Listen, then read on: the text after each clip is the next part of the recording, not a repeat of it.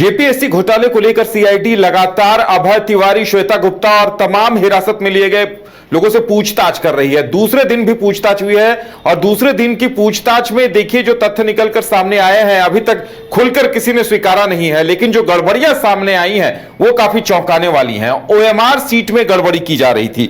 OMR sheet में बड़े पैमाने पर हेरफेर, पेपर लीक और डिजिटल टैंपरिंग का खुलासा हुआ है। इस मामले में परीक्षा आयोजित कराने वाली blacklisted agency TSR data processing private limited TDPL के अधिकारियों और जेपीएससी के कई कर्मचारियों की संलिप्तता सामने आई है। देखिए प्रमाण इस बात के भी मिल रहे हैं कि परीक्षा के बाद सादे जिन परीक्षार्थियों की सेटिंग हो जाती थी, जो पैसे दे देते थे, वो अपने ओएमआर सीट में जिन प्रश्नों के जवाब उन्हें नहीं आते थे उसे खाली छोड़ देते थे और जिसका 100% कंफर्म जवाब जानते थे उसे ही भरते थे और बाद में इसे टैंपरिंग किया जाता था। ओएमआर सीट को बाद में भर दिया जाता था। भारी रिश्वत की डील की खबरें भी है। अभ्यर्थियों को पास कराने के लिए देखिए पीटी परीक्षा के लिए 5 लाख रुपए लिए जा रहे थे और बताया जा रहा है कि जो 11वीं 12वीं 13वीं जेपीएससी हुई थी वहां भी यह खेल हुआ था और अब 14वीं में भी पीटी परीक्षा पास कराने के लिए पैसे लिए गए थे। मुख्य परीक्षा की रेट 25 लाख तय किया गया था और इंटरव्यू का रेट 10 लाख था, यानी मिनिमम 40 लाख की डील की जा रही थी। ओरिजिनल डॉक्यूमेंट जमा करा लिए जा रहे थे।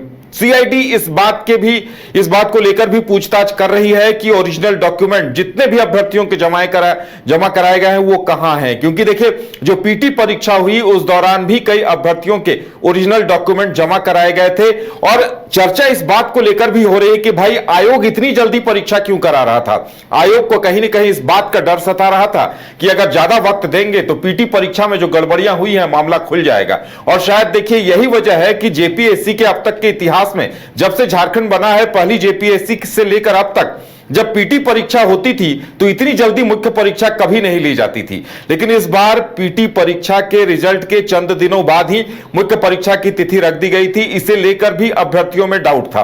अब इस बात को लेकर चर्चा हो रही है कि ये जो टीडीपीएल और जेपीएससी कर्मियों का जो गठजोड़ था, इस गठजोड़ की वजह से परीक्षा जल्द से जल्द लेकर सभी को नियुक्तियां दी जाने की तैयारी थी, लेकिन इस बीच पोल खुल गया। अब सीआईडी की जांच हो रही है और अब जब देखिए जो तथ्य सामने आ रहे हैं वो काफी चौंकाने वाले हैं। कई अभ्यर्थी ऐसे हैं कि उनके ओएमआर सीट में मार्क्स कम थे। भाई आप सवाल हल नहीं करते हैं, आप 30-40 सवाल हल करते हैं और ऐसे ही सीट छोड़ देते हैं। अब सवाल यह उठता है कि नंबर कैसे बढ़ गए। मुख्य आरोपियों ने फर्जी ओएमआर और फेर और फर्जी ईडब्ल्यूएस कार्डों के जरिए करोड़ों की संपत्ति जुटाई है। सीआईडी ने टीडीपीएल के निदेशक रामवीर सिंह और मुख्य प्रतिनिधि अभय तिवारी समेत 5 मुख्य आरोपियों को रिमांड पर लेकर पूछताछ कर रही है और टीडीपीएल के जो 2 कर्मी हैं, मोहम्मद उस्मान और एबाद, इन पर ओएमआर स्कैनिंग, डेटा प्रोसेसिंग और प्रिंटिंग के दौरान सर्वर के साथ छेड़छाड़ के आरोप हैं। अब देखिए ब्लैकलिस्टेड कंपनी को टेंडर देने पर सवाल तो उठ ही रहे हैं कि भाई जब जेएसएससी ने 20 मई 2025 को जिस एजेंसी को ब्लैकलिस्टेड कर दिया, यानी जेएसएससी ब्लैकलिस्टेड करती है और जेपीएससी लगातार परीक्षाएं कंडक्ट करा रही है और 1-2 नहीं 10-12 परीक्षाएं कंडक्ट कराई जा रही हैं। ऐसे में कई सवाल सामने हैं कि आखिर ओएमआर सीट को लेकर इतनी बड़ी हेरफेर कैसे हुई। अब देखिए वित्तीय लेन देन और एजेंसी की भूमिका को लेकर गहन पूछताछ चल रही है। ओएमआर सीट में जो छेड़छाड़ हुई, जब्त डिजिटल उपकरणों और ओएमआर सीट से जुड़े साक्ष्यों की जांच अब साइबर विशेषज्ञों की मदद से की जा रही है। यानी साइबर विशेषज्ञ इस बात का पता लगा रहे हैं कि आखिर किस तरह से छेड़छाड़ की गई है, कितने अभ्यर्थियों से ब्लैंक चेक लिए गए हैं। कई सवाल सामने हैं। देखिए जिस तरह से जेपीएससी चेयरमैन ने चुप्पी साधी है, सवाल उस पर भी है कि क्यों आखिर श्वेता गुप्ता बार बार तबादले के बाद भी रोज दफ्तर आ रही थी। और देखिए एंड वक्त पर अगर श्वेता गुप्ता और अभय तिवारी ये दोनों मिलकर सारा खेल खेल रहे थे तो 1.5 महीने पहले श्वेता गुप्ता का तबादला कर दिया गया। खेल बिगड़ा जरूर था, लेकिन इसके बावजूद वो हर दिन जेपीएससी दफ्तर आ रही थी क्योंकि इतनी बड़ी जिम्मेदारी थी। आप सोचिए कितने अभ्यर्थियों से पैसे वसूले गए होंगे, उनसे पीटी परीक्षा पास कराई गई, अब मेंस की तैयारी थी, इसीलिए शायद फटाफट परीक्षा ली जा रही थी ताकि जल्द से जल्द ज्वाइनिंग दे दी जाए। अब देखिए अभ्यर्थियों के मन में सवाल यह भी है कि भाई जब कड़े कानून 2023 में लाए गए हैं तो उन कानून की धाराओं को कब इस्तेमाल किया जाएगा।